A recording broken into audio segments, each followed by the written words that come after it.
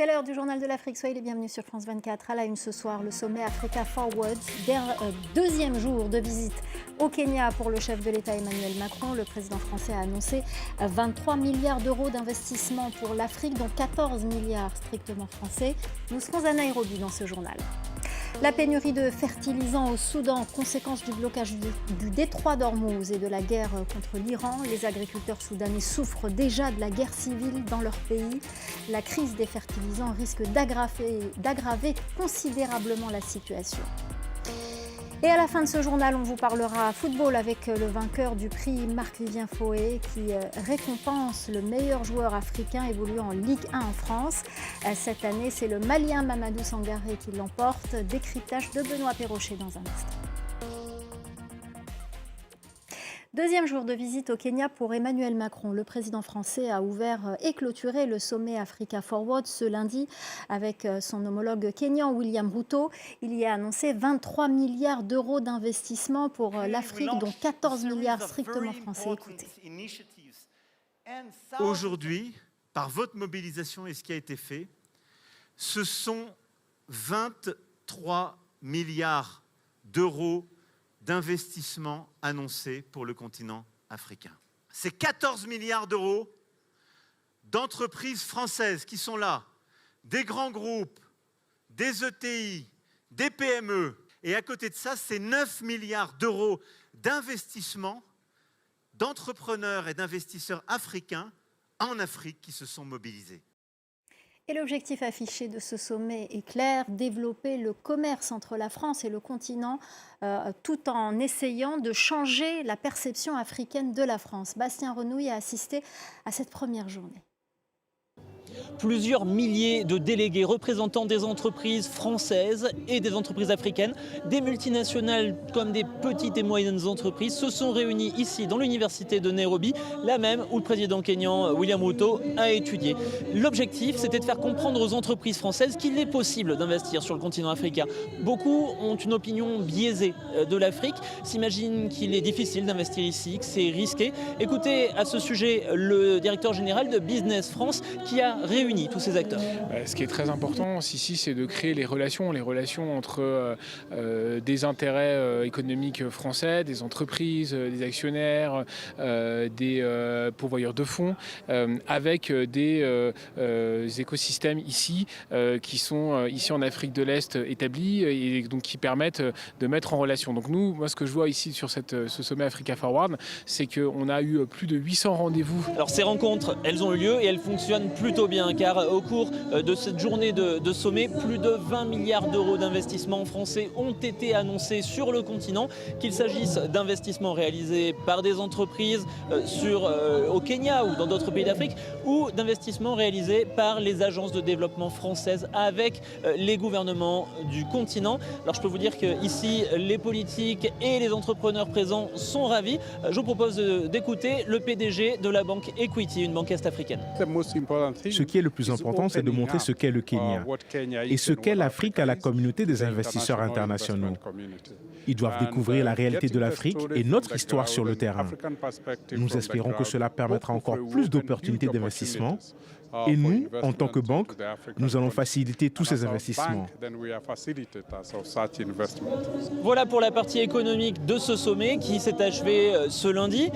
Mardi, il s'agira d'un sommet beaucoup plus politique. Il réunira des chefs d'État et de gouvernement, plus de 35 selon l'Élysée. Et au total, une cinquantaine de pays africains devraient être représentés. Il y aura des tables rondes sur plusieurs thèmes.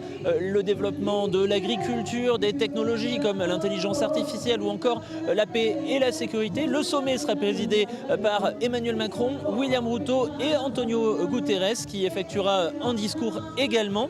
Un sommet qui se déroulera toute la journée et qui sera conclu par un gigantesque concert ici à Nairobi.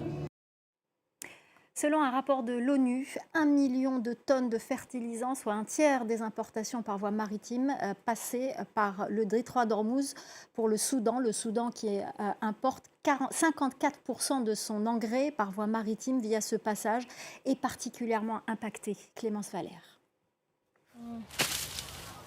Du matin jusqu'au soir, Omer Al-Hassan travaille dans son champ. Contraint d'abandonner ses terres à cause de la guerre civile, il a enfin pu rentrer chez lui après 2 ans d'absence. Le labeur nécessaire pour défricher ces parcelles est titanesque. J'ai passé près de 2 mois à nettoyer cet endroit. Nous avons eu tant de mal que nous devions parfois sauter un repas, voire nous contenter d'un seul repas par jour. Le conflit n'est pas sa seule source d'inquiétude. La crise au Moyen-Orient ajoute un problème supplémentaire, la hausse du prix du carburant nécessaire pour exploiter une ferme, ainsi qu'une pénurie d'engrais. Sans l'aide du gouvernement, les coûts agricoles ont obligé les fermiers à réduire leur production et à rationner l'utilisation des fertilisants. Nous avons cultivé la moitié de cette terre et laissé l'autre moitié en jachère. Pourquoi ? Parce qu'il n'y a pas de capital. Nous n'avons pas assez pour semer jusqu'au bout. Face à la situation, ils ont également choisi de cultiver des plantes moins gourmandes en eau et moins intensives, telles que des oignons ou du pourpier, pour conserver leur peu de ressources. Cette nouvelle audience pour le panafricaniste Kémy Séba devant un tribunal de Pretoria en Afrique du Sud. La Cour a examiné une demande de remise en liberté sous caution. Kémy Séba a affirmé craindre pour sa vie s'il était extradé au Bénin, son pays d'origine, où il est accusé par les autorités d'avoir soutenu une tentative de coup d'État en décembre. L'activiste a été arrêté en Afrique du Sud mi-avril alors qu'il s'apprêtait à quitter clandestinement le pays avec son fils de 18 ans. Son visa dans le pays avait expiré. Écoutez son avocat. Ce que nous avons présenté aujourd'hui au tribunal est un affidavit qu'il a signé pour sa remise en liberté sous caution. L'affaire est donc envoyée à mardi prochain pour les plaidoiries finales ainsi que pour la décision du tribunal. Nous avons indiqué au tribunal que s'il est remis en liberté sous caution, il s'engage à se présenter au centre pour réfugiés dans les 24 heures comme condition de sa remise en liberté sous caution. On vous parle football à présent. Mamadou Sangaré a remporté le prix Marc-Vivien Foé qui récompense le meilleur joueur africain évoluant en Ligue 1 en France. À 23 ans, le milieu du RC Lens est l'un des artisans de la belle saison des 100 et or, deuxième du classement de Ligue 1.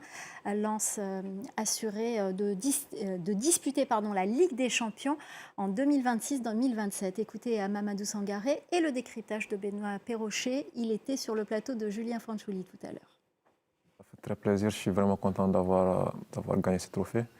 Et comme vous le savez, je suis aussi le premier joueur malien à avoir gagné ce trophée. Franchement, ça fait plaisir. J'ai fait une bonne saison, je pense aussi, comme je l'ai dit, ça a été rendu plus facile à cause de mes coéquipiers qui m'ont soutenu depuis le premier jour quand je suis arrivé ici.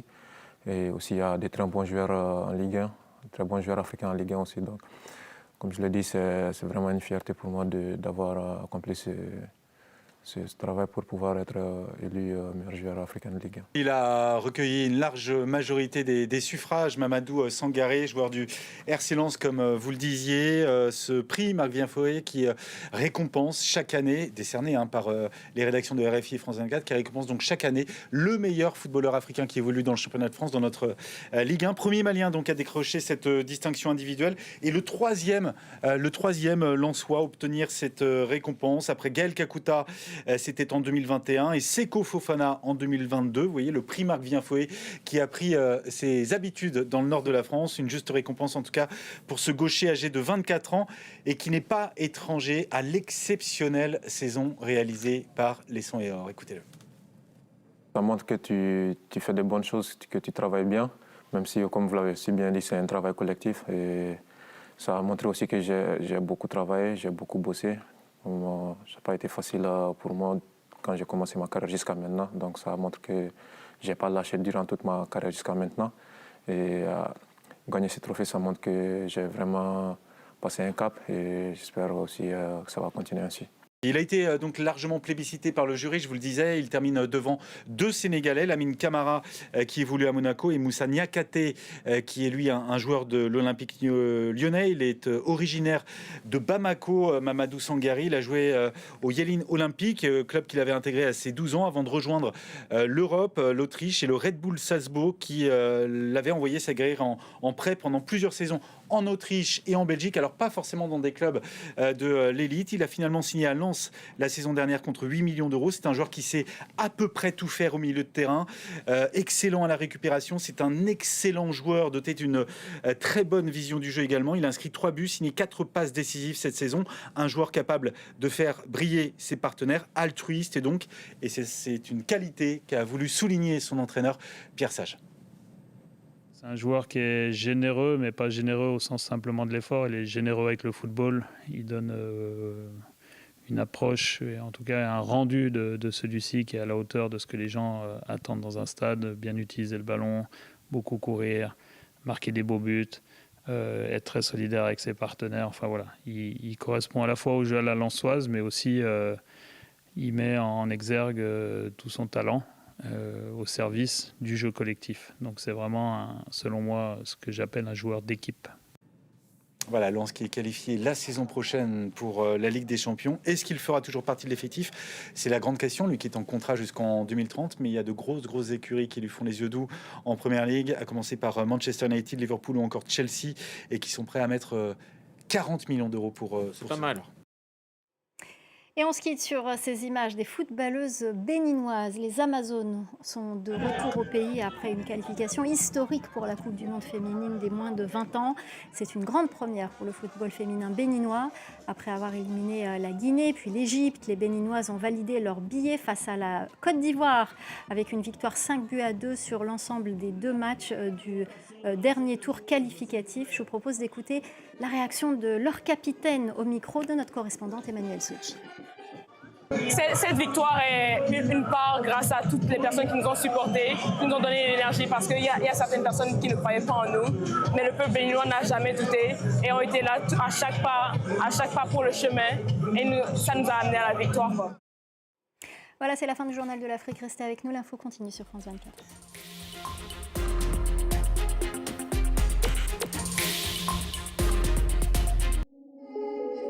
Elle est à la fois puissante et fragile. La gagner demande de l'honnêteté, de l'engagement, de l'exigence et de l'indépendance. Elle est un socle essentiel de la démocratie. Elle a la même valeur dans toutes les langues. Sans elle, la liberté de penser n'existe pas. Elle, c'est la confiance, notre raison d'être. France 24, liberté, égalité, actualité. Un peu. Beaucoup. Le Festival de Cannes célèbre les films. Et France 24 met à l'honneur le 7e art. Passionnément. Qu'il soit en noir et blanc ou paré de 1000 couleurs. Qu'ils soient les premiers ou les œuvres d'une vie. Qu'ils nous fassent rire aux éclats ou pleurer profondément. Qu'ils nous fassent frissonner ou rêver. À la folie. Jamais, au grand jamais, il ne nous laisse indifférents. France 24 vous invite à vivre la démesure et la grâce du cinéma. Du 12 au 23 mai, pour la 79e édition du Festival de Cannes. Sur France 24, retrouvez 4 rendez-vous d'information accessibles aux sourds et malentendants. À 9h, du lundi au vendredi, et à 10h le week-end. Washington demande au chef du Kremlin, je cite, d'arrêter de se mêler de l'élection américaine. Et tous les jours, à 13h, dans le Paris Direct. Les inégalités se sont encore creusées ces dernières années, la pauvreté reste massive.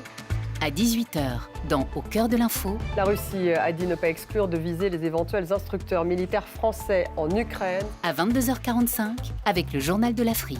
Les crises des déplacés sont les plus négligées au monde, sont sur le continent africain. Vos éditions sous-titrées pour faire le tour de l'info.